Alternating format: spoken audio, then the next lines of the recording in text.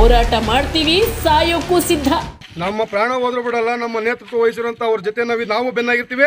ಅವರು ನಮ್ಮನ್ನ ಪ್ರಾಣ ಕೊಟ್ಟಾದ್ರೂ ಕಾಪಾಡ್ತೀನಿ ಅಂತ ಹೇಳಿದರೆ ಕಸ ನಿಲ್ಲೋವರೆಗೂ ನಾವು ಯಾರ ಮಾತು ಬಿಡಲ್ಲ. ಇದು ನೇರವಾಗಿ ಮುಖ್ಯಮಂತ್ರಿ. ನಾವೇನು ಧರ್ಮವಾಗೆ ನಾವು ಶಾಂತತವಾಗಿ ನಮ್ಮ ಉಳಿವಿಗೆ ನಾವು ಹೋರಾಟ ಮಾಡ್ತಾ ಇದ್ರೆ ಪೊಲೀಸ್ನವರು ದೌರ್ಜನ್ಯ ಮಾಡಿ ಎತ್ಕೊಂಡು ಹೋಗಿ ಜೈಲಿಗೆ ಹಾಕ್ತೀನಿ. ಏನ್ ಬತ್ತಿಯೋ ಅವ್ರ ಮನೆಗೆ ಹೋಯ್ದಿವ, ಅವ್ರಿಗೆ ಅನ್ನ ಕೊಡುವಂತ ಹೋಯ್ದಿವ. ನಾವು ದುಡಿಮೆ ತಿನ್ನಕ್ ಬಿಡ್ತಾ ಇಲ್ವಾ? ಆ ಮುಂಡೆ ಮಕ್ಕಳಿಗೆ ಏನ್ ಬಂದೈತೆ ನಮ್ಮನ್ನ ಇದಕ್ಕೆ ಎತ್ತಕ್ಕೆ ನಾವೇನು ಅವ್ರಿಗೆ ಅನ್ಯಾಯ ಮಾಡ್ತೀವಿ, ಹೋರಾಟ ಮಾಡ್ತಾ ಇದ್ವಿ. ಅವ್ರ ಲಾರಿ ಬೆಂಕಿ ಇಕ್ಕಿದೀವ, ಅವ್ರಿಗೇನು ತೊಂದರೆ ಕೊಟ್ಟಿದೀವ? ನಮ್ಮನ್ನ ಹೆಂಗ್ ಮುಟ್ಟಿರೋರು? ನೀವು ಹೋರಾಟ ಮುಂದುವರಿಸ್ತೀರಾ? ನಾವು ಹೋರಾಟ ಅಲ್ಲ, ಸತ್ರು ಬಿಡಲ್ಲ, ಏನ್ ಮಾಡ್ರು ಬಿಡಲ್ಲ, ಇನ್ನ ಹೋದ್ರು ಬಿಡಲ್ಲ. ಮೇಡಮ್, ಇಲ್ಲಿನವರೆಗೂ ಶಾಂತಿಯುತವಾಗಿ ಹೋರಾಡಿತ್ತು. ಇನ್ಮೇಲೆ ಶಾಂತಿಯುತವಲ್ಲ, ಉಗ್ರ ಹೋರಾಟ ಮಾಡ್ತೀವಿ, ಬೆಂಕಿ ಇಕ್ತೀವಿ. ಅವ್ರು ಏನು 144 ಸೆಕ್ಷನ್ ಅಂತಾರೋ ನಾವು ಅವ್ರಿಗೆ ಡಬ್ಬಲ್ ಮಾಡ್ತೀವಿ. ಏನೆಲ್ಲ ಬೆಂಕಿ ಇಡೋದಕ್ಕೆ ಫ್ಯಾಕ್ಟ್ರಿ ನುಗ್ತೀವಿ. ನಮ್ಮನ್ನ ಜೈಲಿಗೆ ಅಲ್ಲೇ ಕುಣ್ಸ್ಕೊಂಡು ಪರವಾಗಿಲ್ಲ. ಇಲ್ಲಿ ಸಾವಿರಾರು ದಿನ ನಾವು ಸಣ್ಣ ಪುಟ್ಟ ತಿನ್ಬಿಟ್ಟು ಸಾಯೋದಕ್ಕಿಂತ ಹಿಂಗೆ ಸಾಗ ಡೈರೆಕ್ಟ್ ಒಂದೇ ಸತಿ ಸತ್ರು ಪರವಾಗಿಲ್ಲ. ಏನೆಲ್ಲ ಮಾಡಕ್ಕೆ ರೆಡಿ ಇದ್ದೀವಿ, ಏನೆಲ್ಲ ಆದ್ರೂ ಪರವಾಗಿಲ್ಲ. ಇಲ್ಲಿ ಶಾಸಕರು ಕೊನೆ ಅಂತಿಮ ಭಾಗ ಬರ್ತಾರೆ, ನಾನು ನಿಲ್ಲಿಸ್ತೇನೆ ಅಂತೇಳಿ ಅವ್ರಿಗೂ ಮುಂದಿನ ತಕ್ಕ ಪಾಠ ಕಳಿಸ್ತೀವಿ ಅಂತ ನಾನು ಗಂಟಾ ಘೋಷಣೆ ಮಾಡೋದು. ಹೇಳಿ. ನಮ್ಮ ತಂದೆ ತಾಯಿ ನಮ್ಮ ಯಾರು ಮಾಸ್ಟರ್ ಬಂದು ಹೇಳಿದ್ರು ನಾವಿನ್ ಸ್ಕೂಲ್ಗೆ ಹೋಗಲ್ಲ. ನಾವೇ ಈಗ ನಮ್ ಹೆಂಗಿದ್ರು ಸತ್ತೋಗ್ತೀವಿ. ನಾವು ಓದೇನಾಗಬೇಕಾಯ್ತು? ನಾವು ಏನೋ ಒಂದು ಆಸೆ ಇಟ್ಕೊಂಡಿರ್ತೀವಲ್ಲ, ಓದಕ್ಕೆ ಬಿಡಲ್ಲ. ನಾವು ವಿದ್ಯೆ ಕಿತ್ಕೊಂತಿದ್ದಾರೆ, ಎಲ್ಲ ಕಿತ್ಕೊಂತಿದ್ದಾರೆ. ನಾವು ಓದೇನಾಗಬೇಕಾಯ್ತು? ಹಂಗೆ ಸಾಯ್ತೀವಿ ಬಿಡಿ.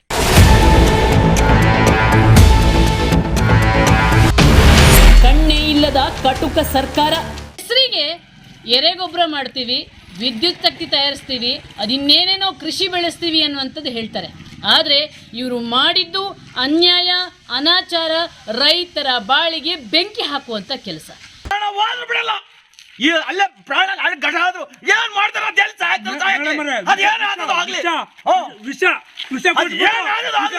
ಅಲ್ಲೇ ಸತ್ ಬಿಡ್ತೀವಿ.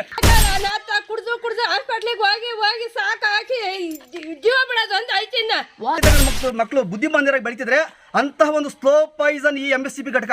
ಒಂದ್ ಮದ್ವಿ ಇಲ್ಲ, ಒಂದ್ ಹೆಣ್ಣು ಮಕ್ಳಿಲ್ಲ, ಒಂದ್ ಗಂಡು ಮಕ್ಳಿಲ್ಲ, ಏನೂ ಇಲ್ಲ. ಎಲ್ಲ ಕೈ ಮುಕ್ಕೊಂಡು ಕುಂತಿದೀವಿ. ಏನ್ ಮಾಡ್ತೀರಾ? ಗೌರ್ಮೆಂಟ್ಗಂತೂ ಕಣ್ಣಿಲ್ಲ. ಪಂಚಾಯತ್ ಅಧ್ಯಕ್ಷರು ಮೆಂಬರ್ಗಳು ಅವ್ರು ಯಾವಾಗ ಕರೆ ಕೊಡ್ತಾರೋ ಅವತ್ತು ನಾವೆಲ್ಲ ಹೋಗಕ್ಕೆ ರೆಡಿ, ಆಮೇಲೆಲ್ಲ ಸಾಯಕ್ಕೂ ರೆಡಿ. ನಾವು ಈಗ ರೈತನ ಅಯ್ಯೋ ಅನಿಸ್ತಾರೆ ಅಂದ್ರೆ ನಾಳೆ ದಿನ ಅವ್ರ ಭವಿಷ್ಯದಲ್ಲಿ ಅವರು ರೈತನಿಗಿಂತ ಕೀಳು ಮಟ್ಟದ ಸಾಯ್ತಾರೆ. ಗೊಬ್ಬರ ಮಾಡ್ತೀವಿ ಅಂದ್ರು ರೈತರ ಬಾಳಿಗೆ ವಿಷವೇ ಹಾಕಿದ್ರು.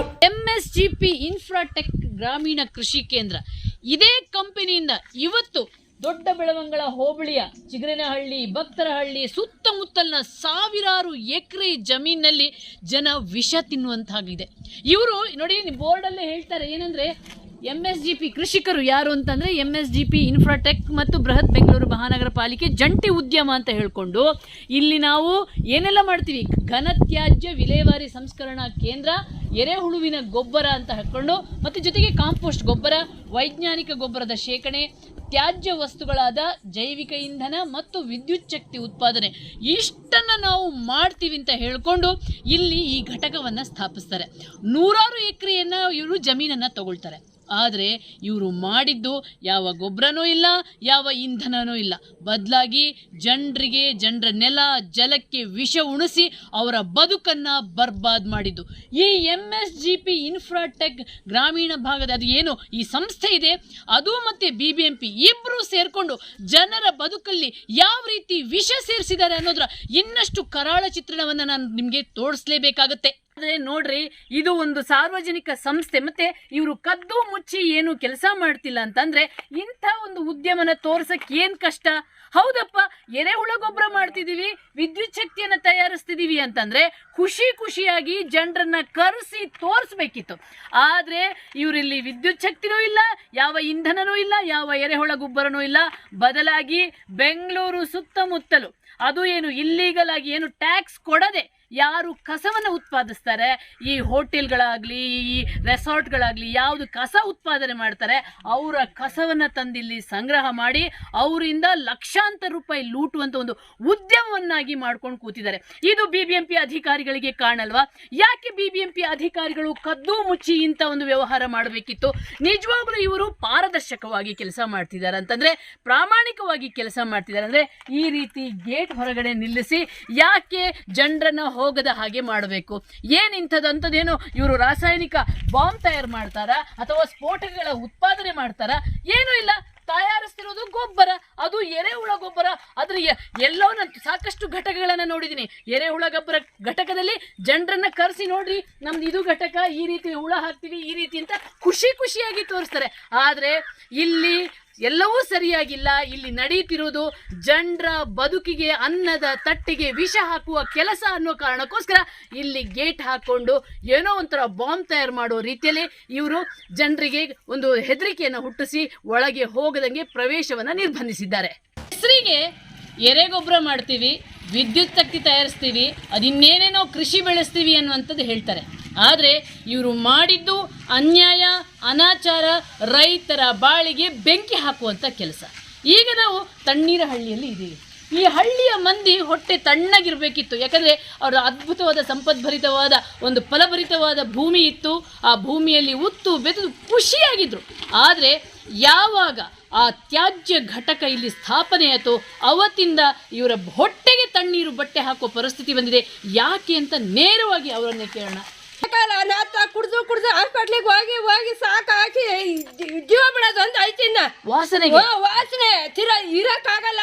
ಒಂದು ನೀರು ಕುಡಿಯಕ್ಕಾಗಲ್ಲ, ಬಾಯೆಲ್ಲ ಇಸೊಡಿತದೆ, ಬಾಯೆಲ್ಲ ಇಸೊಡಿತದೆ. ಕಸ ನಿಲ್ಸಕ್ಕೆ ಪ್ರಯತ್ನ ಮಾಡಿರು ಅಲ್ಲಿ ನಿಲ್ಸ್ತೀವಿ ಅಂದ ತಿರ್ಗಾ ತಂದು ಸುರಿತಾವ್ರೆ.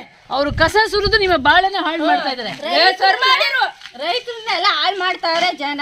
ಈ ಕಸ ಬಿಟ್ಟು ಎಲ್ಲ ವಾಸನೆ ಆಗಿ ದನ ಕರುಗಳಿಗೆಲ್ಲ ವಾಸನೆನೆ, ಎಲ್ಲಾರ್ಗು ತೊಂದ್ರೆನೆ ಈ ಜನಕಲ್ಲನ. ಆದಷ್ಟು ಯಾರು ಏನ್ ಮಾಡಿದ್ರು ನಾವು ಕಸದ ಮಾತ್ರ ತಡಿತೀವಿ, ಆ ಪೊಲೀಸರಿಗೂ ಎದ್ರಲ್ಲ ಅಷ್ಟೇ. ನಾವು ತಡೆಯೋದ್ ಮಾತ್ರ ಸಾಕಾಗೋಗ್ಬಿಟ್ಟಿದೆ. ನಮಗೆ ಜೀವನ ಸಾಕಾಗೋಗೈತೆ, ಇರಕ್ ಆಗ್ತಾ ಇಲ್ಲ ನಮ್ಗೆ ಊರಾಗೆ. ನಾವು ಸ್ಕೂಲ್ಗೂ ಹೋಗೋಕ್ಕಾಗ್ತಿಲ್ಲ. ಸ್ಕೂಲ್ಗೆ ಹೋದ್ರೆ ಅಲ್ಲೆಲ್ಲ ಸ್ಮೆಲ್ಲು, ಆ ಡಿಪ್ರೆಷನ್ಗೆ ನಮಗೆಲ್ಲ ತಲೆನೋವು ಬಂದು ಓದೋಕ್ಕೂ ಆಗ್ತಿಲ್ಲ, ಪೂರ ಹಿಂಸೆ ಆಗುತ್ತೆ. ಮತ್ತು ನಾನು ಈಗಾಗಲೇ 1 ತಿಂಗಳಾಗಿದೆ ಸ್ಕೂಲ್ ಬಿಟ್ಟು. ಮೇಕೆ ಕುರಿ ಸಾಕಕ್ಕೆ ಹೋದ್ರೂ ಪೂರ ಅಲ್ಲಿ ತುಂಬ ಜೋರು ಮಳೆ ಬಂದಾಗ ಪೂರ ಕಸದ ನೀರೇ ಹೋಗ್ತಾ ಇರುತ್ತೆ, ವಿಷ ನೀರು ತರ. ಯಾರು ಎಷ್ಟು ಜನ ಕರ್ಕೊಂಡ್ ಬಂದ್ರು ಪೊಲೀಸರು ಮಾತ್ರ ಎದ್ರಲ್ಲ ಇಲ್ಲ. ಎಲ್ಲ ಹೋಗಿ ಎಲ್ಲ ಹೊಡ್ಕೊಂಡು ಹೋಗ್ಬಿಟ್ಟು ನೀವು ಕಸ ಮಾತ್ರ ನಿಲ್ಲಿಸ್ಬೇಕು ಮೇಡಮ್ ಅಷ್ಟೇ ಹೇಳೋದು. ಈಗ ಬನ್ನಿ, ಇಲ್ಲಿ ಪಂಚಾಯತ್ ಸದಸ್ಯರಿದ್ದಾರೆ ಮತ್ತು ಯುವಕರು ಅಂತೂ ಸಾಕಾಗೋಗ್ಬಿಟ್ಟಿದೆ. ಬಂದು ಹಳ್ಳಿಯಲ್ಲಿ ಜೀವನ ಕಟ್ಟೋಣ ಅಂತಂದ್ರೆ ಅಲ್ಲಿ ಹಳ್ಳಿಯಲ್ಲಿ ಈ ಕಸದ ಕಾಟದಿಂದ ಅವರ ಜೀವನವೇ ಹಾಳಾಗ್ಬಿಟ್ಟಿದೆ. ಯಾವ ರೀತಿ ಈಗ ನೀವು ಪಂಚಾಯತ್ ಸದಸ್ಯರು ಅಂತ ಹೇಳ್ತೀರಾ, ಈ ಒಂದು ಘಟಕವನ್ನು ಸ್ಥಾಪನೆ ಮಾಡುವಾಗ ಪಂಚಾಯತಿಯವರ ಅನುಮತಿ ಪಡೆದಿಲ್ವಾ? ಮೇಡಮ್, ಇದು 2014ರಲ್ಲಿ ಈ ಒಂದು ಘಟಕ ಸ್ಥಾಪನೆ ಆಗಿದೆ.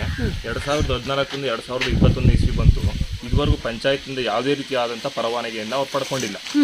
ನಾವು ಪಂಚಾಯತಿಗೆ ಬಂದು 1 ವರ್ಷ ಆಯಿತು, ನಮ್ಮ ಅವಧಿ ಬಂದು 1 ವರ್ಷದಿಂದ ಈಚೆಗೆ ಸುಮಾರು ಅವರಿಗೆ 5 ರಿಂದ 6 ನೋಟಿಸನ್ನು ಕೊಟ್ಟಿದ್ದೀವಿ. ಅವರು 1 ನೋಟಿಸ್ ಮಾತ್ರ ನಾವೆಲ್ಲ ಗ್ರಾಮ ಪಂಚಾಯತಿ ಅಧ್ಯಕ್ಷರ ಸಮೇತ ಸದಸ್ಯರುಗಳು ಹೋದಾಗ 1 ನೋಟಿಸನ್ನು ತೊಗೊಂಡ್ರು ನಾವು ಯಾವುದೇ ರೀತಿಯಾದಂಥ ನಮಗೆ ಅವರಿಗೂ ರಿಪ್ಲೈ ಮಾಡಲಿಲ್ಲ. ಮತ್ತು ಮಿಕ್ಕಿದ ನೋಟಿಸ್ನೆಲ್ಲ ನಮ್ಮ PDO ಅಥವಾ ನಮ್ಮ ಸೆಕ್ರೆಟರಿ ಕೈಲಿ ಅವ್ರಿಗೆ ನೋಟಿಸ್ ಕೊಟ್ಟರೆ ಅವರು ಯಾವುದೇ ರೀತಿ ನೋಟಿಸನ್ನು ತಗೊಂಡೇ ಇಲ್ಲ. ಡೋಂಟ್ ಕೇರ್, ತಲೆನೇ ಕೆಡಿಸ್ಕೊಂತಿಲ್ಲ. ಅವರು ನೋಟಿಸ್ ಕೂಡ ತಗೊಂಡಿಲ್ಲ. ಮತ್ತು ಕೊಡಕ್ಕೆ ಹೋದಂಥ ಸೆಕ್ರೆಟರಿ PDOಗೆ ಬೆದರಿಕೆ ಹಾಕ್ತಾರೆ. ಯಾವ ರೀತಿ ಜನಪ್ರತಿನಿಧಿಗಳಿಗೆ ಬೆದರಿಕೆ ಹಾಕ್ತಾರೆ. ಅವ್ರಿಗೆ ಯಾವ ರೀತಿ ಬೆದರಿಕೆ ಹಾಕ್ತಾರೆ ಅಂದ್ರೆ, ಬಳ್ಳಾರಿ ನೋಡಿದ್ದೆ ನೀವು ಅಂತ ಹೇಳಿ PDOಗೆ ಬೆದರಿಕೆ ಹಾಕ್ತಾರೆ. ಆಗ ನಮ್ಮ PDOಗೆ ನಾವೇನಾದ್ರು ಪ್ರೆಸರ್ ಮಾಡಿ ಹೇಳಿದ್ರೆ, ಸರ್ ನಮಗೆ ಈ ತರ ಅವ್ರು ಬೆದರಿಕೆ ಹಾಕ್ತಾರೆ ನಿಮ್ಮ MSTP ಘಟಕದವರು. ಇಲ್ಲಿ ಬರ್ತಕ್ಕಂಥ ಲೀಚೆಟ್ ವಾಟರ್ ಇದೆಯಲ್ಲ, ಈ ವಿಷಪೂರಿತ ನೀರು ಅದು ಎಲ್ಲ ಹಳ್ಳಗಳ ಸೇರಿಬಿಟ್ಟು ಯಾವುದೇ ದನ ಕರ ಕುಡಿದ್ರು ಸತ್ತೋಗ್ತಿದ್ದು. ಬರೀ ಲೀಚೆಟ್ ವಾಟರ್ ಅಲ್ಲ, ಬಯೋಕನ್ನ ಕೆಮಿಕಲ್ ತಂದು ಹಾಕ್ತಾರೆ. ಕಸದೊಳಗೆ ಏನ್ ವಿಷ ಇರುತ್ತೆ ಯಾರಿಗೂ ಗೊತ್ತು. ಹೌದು, ಬಯೋಕನ್ನ ಕೆಮಿಕಲ್, ಇಂಡಸ್ಟ್ರಿಯಲ್ ವೇಸ್ಟೇಜ್ ಇದನ್ನೆಲ್ಲ ತಂದು ಮಧ್ಯರಾತ್ರಿ 2 ಗಂಟೆ 12 ಗಂಟೆ 2 ಗಂಟೆ ರಾತ್ರಿಯಲ್ಲಿ ತಂದು ಸುರಿತಿದ್ರು. ಇದೆಲ್ಲ ನಮ್ಮ ಮೈಂಡಲ್ಲಿ ಇತ್ತು. ನಾವು ಗ್ರಾಮ ಪಂಚಾಯತ್ ಸದಸ್ಯರಾಗಿ ಆಯ್ಕೆ ಆಗಲೇಬೇಕು ಅನ್ನೋ ಒಂದು ಬಣ ತೊಟ್ಟು ಜನರು ಸಹ ಅದಕ್ಕೆ ಒಂದು ಬೆಂಬಲ ಕೊಟ್ಟು ನಮ್ಮನ್ನು ಆಯ್ಕೆ ಮಾಡಿದ್ರು. ಸರಿ, ಹೋಗಿ ಮೊದಲೇ ಮೀಟಿಂಗಲ್ಲಿ ಪ್ರಸ್ತಾಪ ಮಾಡ್ದು. ಈ MSTP ಘಟಕದಿಂದ ಇಡೀ ನಮ್ಮ ಗ್ರಾಮ ಪಂಚಾಯತಿ ಏನಿದೆ ತುಂಬ ಕಲುಷಿತವಾಗಿದೆ. ಜಲಮಾಲಿನ್ಯ ಆಗ್ತಿದೆ, ಏನೋ ಅಂತರ್ಜಲ ಕಲುಷಿತ ಆಗ್ತಿದೆ. ಬೋರ್ವೆಲ್ಲೆಲ್ಲ ಅಂತರ್ಜಲ ಏನೋ ಅದು ವಿಷಪೂರಿತ ನೀರು ಬರ್ತಾ ಇದೆ. ಮತ್ತು ನಮ್ಮ ಈ ಸಾಸ್ತ ಹೋಬಳಿ ಮತ್ತು ಬೆಳವಂಗ್ಲ ಹೋಬಳಿ 4 ಪಂಚಾಯಿತಿಗಳಿಗೆ ವಿಷಪೂರಿತ ನೀರು ಏನೋ ಈಗ ಬೋರ್ವೆಲ್ ಬರ್ತಾ ಇದೆ ಮೇಡಮ್. ಎಲ್ಲ ಏನೋ ಗ್ರೌಂಡ್ ವಾಟರ್ ಸೇರ್ತಾ ಇದೆ. ಈ ನೀರ್ನ MTB ನಾಗರಾಜ್ ಹಿಂಗ್ ಕಣ್ಣೆತ್ತಿ ನೋಡ್ಲಿಲ್ಲ, ಅಲ್ಲೇ ಇಕ್ಕಿದ್ದು. ಆ ಮನುಷ್ಯನ ಇಲ್ಲಿ ಬಂದ್ರೆ ಸತ್ತೋಗ್ಬಿಡ್ತಾನೆ, ಬರಲ್ಲ. ಇಲ್ಲಿ ಹೆಜ್ಜೆ ಇಕ್ಕಿದ್ರೆ ಸತ್ತೋಗ್ತಾರೆ. ಅವ್ರ ಮಕ್ಕಳು, ಅವ್ರ ಮನೆ ಹಾಳಾಗೋತ. ರೈತರು ಅಯ್ಯೋ ಒಂದು ಸರ್ಕಾರ ಯಾವುದೂ ಉಳಿದಿಲ್ಲ. ನೋಡಿ ಮೇಡಮ್ ಎಲ್ಲ ಮೊಳಕೆ ಏನ್ ತಿನ್ರಿ ಅಂದ್ರೆ ಏನ್ ತಿನ್ನೋಣ ಇದನ್ನ ತಿನ್ಬೇಕು ಅವ್ರು ತಿನ್ಬೇಕ ನಾವು ಅವ್ರು ತಿಂದು ತೋರಿಸ್ಲಿ ನಾವು ಅವ್ರು ತಿಂತೀವಿ. ತಿನ್ಬಿಡ್ಲಿ ಒಂದಿನ ಬಂದು ಸ್ನಾನ ಮಾಡ್ಬಿಡ್ಲಿ ನಾವು ಬೆಳಗ್ಗೆ ಸತ್ತೋಗ್ಬಿಡ್ತೀವಿ ಗ್ಯಾರಂಟಿ ಇದು. ಅವ್ರು ಬರಲ್ಲ ಅವ್ರು ಸುಮ್ಮನೆ ಅಲ್ಲಿ ಎಲ್ಲ ಕೂತ್ಕೊಂಡು ಹೇಳ್ತಾರೆ ನಮ್ಗೆ ಯಾರು ಪರಿಹಾರ, ನಮ್ಗೆ ಯಾಕೆ ಕಸನ ಬೇಡ ಬಿಲ್ಕುಲ್ ಯಾವ್ದೇ ಕಣ್ಣಕ್ಕೆ ಗಾಡಿ ಮಾತ್ರ ಬಿಡಲ್ಲ ಬಿಡ್ರಿ. ನೋಡಿ ಬೆಳೆದ ಬೆಳೆ ರಾಗಿ ಬೆಳೆ ಎಲ್ಲ ಅಲ್ಲೇ ಮಾಡಿ ಅಲ್ಲೇ ಇದು ಬಂದಿದೆ, ಇದು ಬಂದ್ ಮೊಳಕೆ ಬಂದ್ಬಿಟ್ಟಿದೆ. ನಮ್ಮ ವಿಎಗೆ ಮತ್ತೆ ದೊಡ್ಡಬಳ್ಳಾಂಗ್ಲ ಪೊಲೀಸ್ ಸ್ಟೇಷನ್ಗೆ ತಹಸೀಲ್ದಾರ್ಗೆ ಇವ್ರಿಗೆಲ್ಲ ಕಂಪ್ಲೇಂಟ್ ಮಾಡಿದ್ದಾರೆ. ಆದ್ರೆ ಅವ್ರನ್ನ ಇದುವರೆಗೂ ಮಾತಾಡ್ಸಿದ ಪಾಪಿನೇ ಇಲ್ಲ. ಪರಿಹಾರನೂ ಇಲ್ಲ, ಮಾತಾಡ್ಸೋದು ಇಲ್ಲ. ಅವ್ರನ್ನ ಸೌಜನ್ಯಕ್ಕೆ ಅವ್ರನ್ನ ಬಂದು ನೋಡಿಲ್ಲ, ಈ ಪ್ಲೇಸ್ ಹೆಂಗಿದೆ ಅಂತ ನೋಡಿಲ್ಲ, ಹೊಲ ಏನಾಗಿದೆ ಅಂತ. ಅಂದ್ರೆ ನೀವು ಭಾರತೀಯರೇ ಅಲ್ವೇ ಅನ್ಸುತ್ತೆ, ಕರ್ನಾಟಕದವರು ಅಲ್ವೇ ಅನ್ಸುತ್ತೆ. ಅವ್ರ ದೃಷ್ಟಿಯಲ್ಲಿ ನಾವು ಭಾರತೀಯರು ಅಲ್ಲ, ನಾವು ದೊಡ್ಡಬಳ್ಳಾಪುರದವರು ಮತದಾರರು ಅಲ್ಲ, ನಮ್ಮ ಕರ್ನಾಟಕದ ಪ್ರಜೆನೂ ಅಲ್ಲ. ಹಾಗಾದ್ರೆ NSGP ಅವನು ಮಾತ್ರ ಬದುಕಬೇಕು, ನೀವು ಯಾರು ಬದುಕಬಾರ್ದು. ಏನೂ ಇಲ್ಲ ಮೇಡಮ್, ಅವ್ರು MSCP ಅವ್ರು ಮಾತ್ರ ಇರಬೇಕು. ಅವ್ರಿಗೆ BBMPಗೆ ಬೆಂಗಳೂರಿಂದ ಕಾಸೆ ಹೋಗ್ಬೇಕು, ಇವರು ಇಲ್ಲಿ ಇಳಿಸ್ಕೊಂಡು ತನ್ನೇ ಮಾಡ್ಕೋಬೇಕು. ಅವನ ಹೆಂಡ್ರ ಮಕ್ಳು ಚೆನ್ನಾಗಿರ್ಬೇಕು. ಇಲ್ಲಿ ಯಾರನ್ನ ಹಾಳು ಮಾಡೋರು ಹಾಳು ಮಾಡ್ಲೇಳು.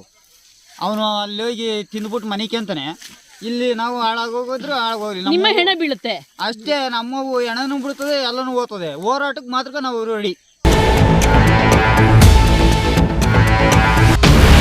ರೈತರಿಗೆ ವಿಷ ನೀರು ಕುಡಿಸ್ತೀರಾ? ಕೈ ಮುಕ್ಕೊಂಬರ್ತಾರೆ. ಇವಾಗ ಯಾರು ರೈತರುಗಳು ಬೇಡವಾ? ಯಾರು ಗೆದ್ಸಿರೋದು ಅವ್ರನ್ನೆಲ್ಲನ? ಖಂಡಿತ.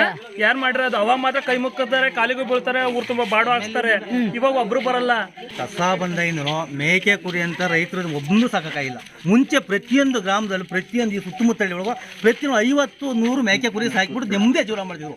ಕಡಿಮೆ ಬೆಲೆ ಮಟನ್ ಸಿಗ್ತಿತ್ತು ನಮಗೆ ಕಡಿಮೆ ಬೆಲೆ ಅಲ್ಲ. ನಾವು ಒಂದೇ ಒಂದು ಪ್ರೀತಿ ಸಾಕೊಂಬೇಕು ಅಂದ್ರೆ ಆಗಲ್ಲ. ನಮ್ಮ ಕೈಯಾಗಿರೋದನ್ನೇ ನಾಯಿ ಕಿತ್ಕೊಂಡು ಹೋಗ್ತಾರೆ. ಇಲ್ಲಿ ಏನು ತ್ಯಾಜ್ಯ ಅಂತ ಹೇಳ್ತಾರೆ, ಇವರು ಓಟೋದೆಲ್ಲ ತಂದು ಹಾಕಿಬಿಡ್ತಾರೆ. ನಾಯಿಗಳಲ್ಲಿ ತಿನ್ಕೊಂಡು ಎಲ್ಲ ದಪ್ಪನಾಗಿದ್ದಾವೆ. ಹೆಂಗಸರು ಮಕ್ಕಳೇ ಹೊಲ್ದ ಹತ್ರ ಹೋಗೋಕ್ಕಾಗಲ್ಲ. ಕೆಲವು ಹೆಂಗಸುಗಳೇ ಕಚ್ಚಿರೋ ಕಾರಣಗಳಿವೆ. ಅಷ್ಟು ಈ ಹೊಲ್ದ ಹತ್ರ ನಾವೆಲ್ಲೂ ಊಟ ತಗೊಳಂಗಿಲ್ಲ, ಒಂದು ದನ ಕಟ್ಟಿಯಾಕೆ ಬರೋಂಗಿಲ್ಲ. ನಾವು ಕೈಗೆ ಹಿಡ್ಕೊಂಡು ನಿಂತಿದ್ರು ಮಾತ್ರ ವಾಸ ಮಾಡೋದು ಅಷ್ಟೇ. ಇನ್ನು ನಮ್ಮ ಸ್ನೇಹಿತರು ಫೋನ್ ಹಾಕಿ ಕೇಳ್ತಾರಂತೆ, ಏನಪ್ಪ ಮಾಡ ಅಂತಾರಂತೆ. ಏನಪ್ಪ ಮಾಡಂಗೇನಾದ್ರು ಜನಪ್ರತಿನಿಧಿ ಏಕೆ ಆಗ್ತಾರೆ ಅವರು? ನಮ್ಮ ತಾಲೂಕಲ್ಲಿ ಆಳಕ್ಕೆ ಶಕ್ತಿ ಇಲ್ಲ ಮೇಲೆ ಅವರು ಏನಕ್ಕೆ ಆಗ್ತಾರೆ? ಅವರು ಬರೇ ಚೇರಿ ಮಾತ್ರ ಗಣಿಸಲ್ಲ. ಅವರು ಪ್ರತಿಯೊಂದು ಸಮಸ್ಯೆ ಆಲಿಸ್ತಕ್ಕಂಥ ಶಕ್ತಿ ಮೇಲೆ, ದೊಡ್ಡ ಸಮಸ್ಯೆಗೆ ಈ ಸಮಸ್ಯೆ ಇಲ್ಲದ ಮೇಲೆ ಅವ್ರು ಏನಕ್ಕಂತ ಆಗ್ತಾರೆ? ಮುಂದಿನ ದಿನಗಳಲ್ಲಿ ಅವ್ರಿಗೆ ಗೊತ್ತಾಗುತ್ತೆ. ಇವತ್ತು ನೋಡಿ ಕಾಸು ಕೊಟ್ಟು ಕುಡಿ ಅಂತ ಸ್ಥಿತಿ ಬಂದಿದೆ. ಹೋರಾಟ ಮಾಡ್ತೀವಿ, ಸಾಯೋಕ್ಕೂ ಸಿದ್ಧ. ನಮ್ಮ ಪ್ರಾಣ ಹೋದ್ರೂ ಬಿಡಲ್ಲ. ನಮ್ಮ ನೇತೃತ್ವ ವಹಿಸಿರುವಂತ ಅವ್ರ ಜೊತೆ ನಾವು ಬೆನ್ನಾಗಿರ್ತೀವಿ. ಅವರು ನಮ್ಮನ್ನ ಪ್ರಾಣ ಕೊಟ್ಟಾದ್ರೂ ಕಾಪಾಡ್ತೀನಿ ಅಂತ ಹೇಳಿದರೆ ಕಸ ನಿಲ್ಲೋವರೆಗೂ ನಾವು ಯಾರ ಮಾತು ಬಿಡಲ್ಲ. ಇದು ನೇರವಾಗಿ ಮುಖ್ಯಮಂತ್ರಿ. ನಾವೇನು ಧರ್ಮವಾಗೆ, ನಾವು ಶಾಂತತವಾಗೆ, ನಮ್ಮ ಉಳಿವಿಗೆ ನಾವು ಹೋರಾಟ ಮಾಡ್ತಾ ಇದ್ರೆ ಪೊಲೀಸ್ನವರು ದೌರ್ಜನ್ಯ ಮಾಡಿ ಎತ್ಕೊಂಡು ಹೋಗಿ ಜೈಲಿಗೆ ಹಾಕ್ತೀನಿ. ಏನ್ ಬತ್ತಿಯೋ ಅವ್ರ ಮನೆಗೆ ಹೋಯ್ದಿವ? ಅವ್ರಿಗೆ ಅನ್ನ ಕೊಡುವಂತ ಹೋಯ್ದಿವ? ನಾವು ದುಡಿಮೆ ತಿನ್ನಕ್ ಬಿಡ್ತಾ ಇಲ್ವಾ? ಆ ಮುಂಡೆ ಮಕ್ಕಳಿಗೆ ಏನ್ ಬಂದೈತೆ? ನಮ್ಮನ್ನ ಇದಕ್ಕೆ ಎತ್ತಕ್ಕೆ ನಾವೇನು ಅವ್ರಿಗೆ ಅನ್ಯಾಯ ಮಾಡ್ತೀವಿ? ಹೋರಾಟ ಮಾಡ್ತಾ ಇದ್ವಿ. ಅವ್ರ ಲಾರಿ ಬೆಂಕಿ ಇಕ್ಕಿದೀವ? ಅವ್ರಿಗೇನು ತೊಂದರೆ ಕೊಟ್ಟಿದೀವ? ನಮ್ಮನ್ನ ಹೆಂಗ್ ಮುಟ್ಟಿದವರು? ನೀವು ಹೋರಾಟ ಮುಂದುವರಿಸ್ತೀರಾ? ನಾವು ಹೋರಾಟ ಅಲ್ಲ, ಸತ್ರು ಬಿಡಲ್ಲ, ಏನ್ ಮಾಡ್ರು ಬಿಡಲ್ಲ, ಇನ್ನ ಹೋದ್ರು ಬಿಡಲ್ಲ. ಮೇಡಮ್, ಇಲ್ಲಿನವರೆಗೂ ಶಾಂತಿಯುತವಾಗಿ ಹೋರಾಡಿತ್ತು. ಇನ್ಮೇಲೆ ಶಾಂತಿಯುತವಲ್ಲ, ಉಗ್ರ ಹೋರಾಟ ಮಾಡ್ತೀವಿ, ಬೆಂಕಿ ಇಕ್ತೀವಿ. ಅವ್ರು ಏನು 144 ಸೆಕ್ಷನ್ ಅಂತಾರೋ ನಾವು ಅವ್ರಿಗೆ ಡಬ್ಬಲ್ ಮಾಡ್ತೀವಿ. ಏನೆಲ್ಲ ಬೆಂಕಿ ಇಡೋದಕ್ಕೆ ಫ್ಯಾಕ್ಟ್ರಿ ನುಗ್ತೀವಿ. ನಮ್ಮನ್ನ ಜೈಲಿಗೆ ಅಲ್ಲೇ ಕುಣ್ಸ್ಕೊಂಡು ಪರವಾಗಿಲ್ಲ. ಇಲ್ಲಿ ಸಾವಿರಾರು ದಿನ ನಾವು ಸಣ್ಣ ಪುಟ್ಟ ತಿನ್ಬಿಟ್ಟು ಸಾಯೋದಕ್ಕಿಂತ ಹಿಂಗೆ ಸಾಗ ಡೈರೆಕ್ಟ್ ಒಂದೇ ಸತಿ ಸತ್ರು ಪರವಾಗಿಲ್ಲ. ಏನೆಲ್ಲ ಮಾಡಕ್ಕೆ ರೆಡಿ ಇದ್ದೀವಿ, ಏನೆಲ್ಲ ಆದ್ರೂ ಪರವಾಗಿಲ್ಲ. ಇಲ್ಲಿ ಶಾಸಕರು ಕೊನೆ ಅಂತಿಮ ಭಾಗ ಬರ್ತಾರೆ, ನಾನು ನಿಲ್ಲಿಸ್ತೇನೆ ಅಂತೇಳಿ ಅವ್ರಿಗೂ ಮುಂದಿನ ತಕ್ಕ ಪಾಠ ಕಳಿಸ್ತೀವಿ ಅಂತ ನಾನು ಗಂಟಾ ಘೋಷಣೆ ಮಾಡೋದು. ಹೇಳಿ, ನಮ್ಮ ತಂದೆ ತಾಯಿ ನಮ್ಮ ಯಾರು ಮಾಸ್ಟರ್ ಬಂದು ಹೇಳಿದ್ರು ನಾವಿನ್ ಸ್ಕೂಲ್ಗೆ ಹೋಗಲ್ಲ. ಈಗ ನಮ್ ಹೆಂಗಿದ್ರು ಸತ್ತೋಗ್ತೀವಿ. ನಾವು ಓದೇನಾಗಬೇಕಾಯ್ತು? ನಾವು ಏನೋ ಒಂದು ಆಸೆ ಇಟ್ಕೊಂಡಿರ್ತೀವಲ್ಲ, ಓದಕ್ಕೆ ಬಿಡಲ್ಲ. ನಾವು ವಿದ್ಯೆ ಕಿತ್ಕೊಂತಿದ್ದಾರೆ, ಎಲ್ಲ ಕಿತ್ಕೊಂತಿದ್ದಾರೆ. ನಾವು ಓದೇನಾಗಬೇಕಾಯ್ತು? ಹಂಗೆ ಸಾಯ್ತೀವಿ ಬಿಡಿ.